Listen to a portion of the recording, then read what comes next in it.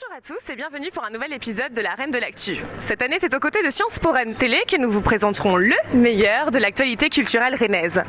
Cette semaine, nous sommes allés à la rencontre de Claude Lelouch, venu nous présenter son dernier film, 1+1, avec en tête d'affiche Jean Dujardin et Elsa Zilberstein, à paraître le 9 décembre. Nous sommes allés rencontrer ce trio épatant pour vous, alors suivez-nous. Bonjour Jean Dujardin, merci d'avoir accepté de répondre à nos questions. Alors aujourd'hui vous venez pour nous présenter 1+1 de Claude Lelouch. Alors 1+1 c'est l'histoire d'Antoine, un quinca, beau gosse, déconneur et un brin macho. Comme vous il évolue dans le monde du cinéma et il est même oscarisé. Alors est-ce qu'il finalement ça n'est pas un peu votre rôle que vous jouez en interprétant Antoine? J'en ai aucune idée. Ah bon? J'espère pas. C'est sûr? Je crois pas. Non, je pense qu'on s'est servi en fait. Claude a imaginé ce personnage-là, évidemment en me regardant, je suppose. Je pense pas être l'inspirateur de ce truc-là, mais c'est peut-être plus confort aussi de jouer effectivement ce qu'on connaît un petit peu. Maintenant, non, de là à dire que je suis cet abruti. Quoi encore, je pense pas que ce soit un abruti. Moi, je pense que c'est un joueur en fait. Je pense vraiment qu'il joue tout le temps et il joue à se faire passer pour un idiot. Il joue souvent aussi les sceptiques, parfois par pudeur. On n'aime pas forcément tout montrer. Donc un peu comme un humain en fait, ouais. Oui. C'est juste un humain, ouais. Effectivement, la pudeur, beaucoup. Un côté un peu trouillard aussi, parce qu'on vous voit rester dans la barque quand vous êtes sur le Gange. On vous voit avoir un peu peur d'aller chez le médecin aussi. Vous êtes comme ça dans la vie de tous les jours? Oh, bah, comme un homme, oui. Je pense que je peux être un peu hypocondriaque. Le Gange, a priori, oui, j'aurais pas foutu les pieds. J'avais pas à le faire parce que c'est un sceptique. Donc, non, il n'y a pas forcément d'écho avec moi, mais j'en sais rien d'ailleurs. Il faut que je revoie le film pour ça. Très bien. Alors, une question sur votre carrière maintenant. Vous passez de la direction d'un clownet en Europe à celle d'un Lelouch en Inde. Ouais. Aussi, vous êtes un Charlot des temps modernes qui prépare le tome 2 d'un ado un peu attardé, blond et surfeur. Alors, finalement, est-ce que vous n'aimez pas un peu beaucoup le risque dans votre carrière? Est-ce que c'est un choix de carrière que vous présagiez? Je crois que j'ai aucun choix de carrière. Le seul truc qui me dirige, c'est le jeu, c'est l'amusement, c'est le plaisir. Brice de Nice m'a reconvoqué. C'est mon clown. J'ai une forte envie de refaire ce personnage parce que c'est mon métier. Parce qu'en fait, c'est la raison pour laquelle je suis venu faire ce métier. En fait, c'est m'amuser, ne pas me prendre au sérieux, prendre des risques. Si vous voulez l'appeler comme ça, moi, je vois pas vraiment de risques. J'en ai plus des risques dans la vie. Dans la vie, il y a des choses qui me font peur. Dans le cinéma, pas vraiment. Au pire, je me plante. Je recommencerai. Je ferai autre chose. Mais il faut absolument que je garde ce plaisir-là. Sinon, je suis cuit. Sinon, tu deviens aigri, tu t'ennuies, il vaut mieux pas rester dans ce métier-là. Donc je m'amuse tous les jours. Et il y a plein de choses que j'ai envie de faire. J'ai envie de jouer à Zorro, j'ai envie de faire de l'équitation, j'ai envie de faire de l'escrime, j'ai envie il y a plein de choses que je sais pas faire et que j'ai envie de tenter. Voilà, ce métier est un atelier et j'espère juste qu'on va me laisser le continuer. Alors on va s'amuser pour la dernière question, puisque vous voulez vous amuser. On va faire l'interview chelou. Alors l'interview chelou, c'est l'interview Lelouch un peu en verlan astigoté. Votre dernier film avec Gilles Lelouch, La French, et maintenant 1+1 avec Claude Lelouch. Alors du tac au tac, on va vous poser des questions. Et qui est plutôt Gilles ou qui est plutôt Claude? Le plus cinéphile par exemple. Claude. Le plus tapis rouge. Claude. Le plus gauche. Gauche. Gilles. Le plus à gauche. Aucune idée. Claude. Le plus couche-tard. Oh Gilou. Et le plus que tard. Clairement Claude. Vous avez vu le palmarès qu'il a, 7 enfants, attendez, ça se respecte ça. Merci beaucoup Jean Dujardin. Bonjour Claude Lelouch, merci de nous accorder cette petite entrevue. Déjà moi je voulais vous demander, donc ce film qui est quand même pas particulier mais qui a un cadre quand même assez fort, est-ce que pour vous c'était plus que les autres films ou c'était vraiment une expérience à part, et est-ce que vous avez déjà vécu ça sur d'autres tournages? Vous savez, quand on fait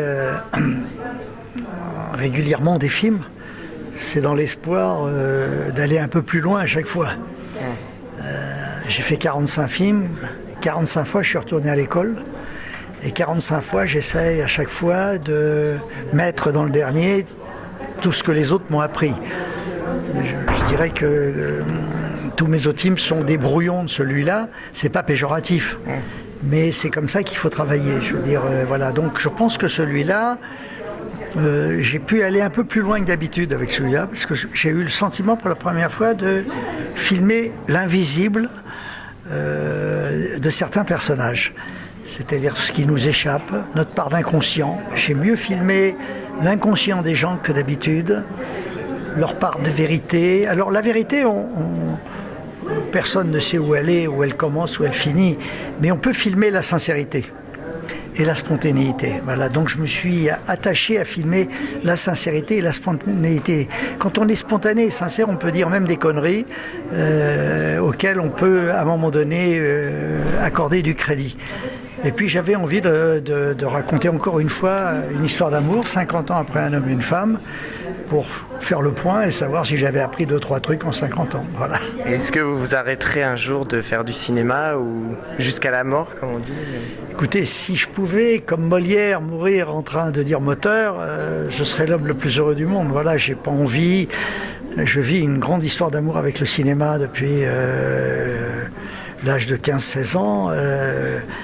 Donc j'ai consacré toutes les forces de mon existence au cinéma. Je pense que le cinéma a toutes les vertus. Je pense qu'un film un jour sera tellement beau, tellement réussi qu'il pourra peut-être changer beaucoup de choses en 2 heures. Donc je crois au cinéma, aux vertus du cinéma pour divertir les gens et leur donner envie d'apprendre, d'être curieux. Et voilà, pour moi un film c'est une vie, quoi. Je pense que quand je passe 2 heures dans une salle à regarder la vie de quelqu'un, je viens de vivre une vie en 2 heures. C'est formidable, c'est un raccourci extraordinaire, c'est un art de compression extraordinaire. Je pense que ça s'appelle le 7e art. Pour moi, c'est le premier des arts, parce qu'il réunit tous les arts. Et voilà, donc si je peux encore faire quelques films, je vais essayer de les faire. C'est quand même impressionnant. Hein. Ouais. Je sais pas si j'arriverai à me tromper, moi. Oui. Ouais. Vous avez peur ou vous êtes lâche? Oh, c'est clairement la lâcheté. Je sais pas, j'aurais le sentiment d'être un escroc, d'essayer de faire une bonne affaire, vous voyez. Ouais, je comprends. Bah, attendez, je vais vous lire un petit truc là. Dans certains endroits, l'eau du Gange ne contient plus d'oxygène, rendant toute vie aquatique impossible. Plus d'un tiers des égouts se déversent sans traitement dans le fleuve. Le taux de bactéries coliformes avoisine les 1,5 million par centimètre d'eau, putain. Stop! Je sais, j'ai lu tout ça. En revanche, on peut la boire. Ah bon? Elle est potable. Non. Bah non, Anna. Ah, non, mais je sais pas, vous me dites ça, moi je vous écoute, je crois tout ce que vous dites, je suis une idiote. Les gens, ils viennent pas se laver, ils viennent se purifier. Il n'y a pas 15 millions d'Indiens qui tombent malades. Vous dites des bêtises. Hein. Alors Elsa Zilberstein, bonjour. Bonjour. Merci beaucoup d'avoir accepté de répondre à nos questions.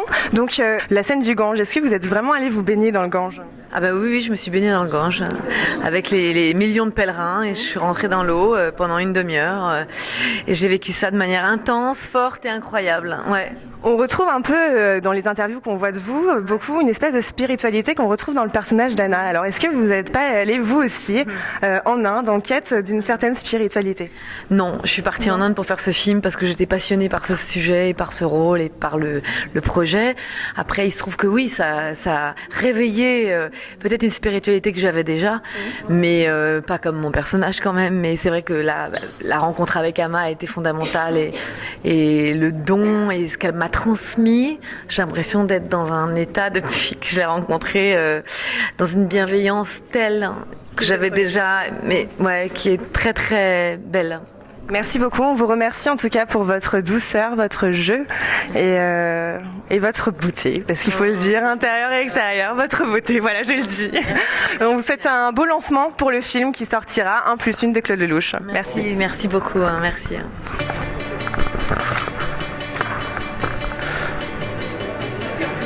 Salut, salut. J'avais pris du coup parce que Avec un fil pour un flirt. Ah oui, c'est un tout petit budget. bah je sais pas, mais tu me dis c'est bon quoi. Ah oui, fais les réglages parce que moi je sais pas. C'est bon, on est bon? Est-ce qu'on est bon? Ça filme?